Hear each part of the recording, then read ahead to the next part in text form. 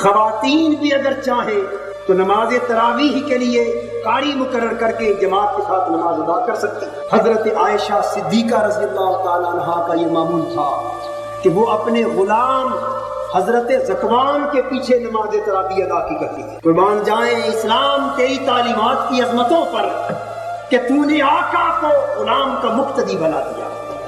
دنیا کا کوئی مذہب، کوئی فلسفہ، کوئی نظام فکر سوشل ایکویلٹی کا، معاشرتی اور سماجی مساوات کا یہ عظیم تصور پیش نہیں کر سکتا کہ جس سوسائٹی میں غلامی کا رواج ابھی باقی ہو وہاں غلام کو ایمان بنا دیا جائے اور ام المومنین حضرت عائشہ صدیقہ اپنے غلام کی مقتدی بن جائے۔ اسلام کی یہ تعلیمات انانیت، فرعونیت اور خود پسندی، کبر اور نخوت اور غرور اور تکبر کے بت کو پاش کر دیتی ہے۔ اے ناداں بولے انسان، تو نے کیا سمجھ رکھا ہے؟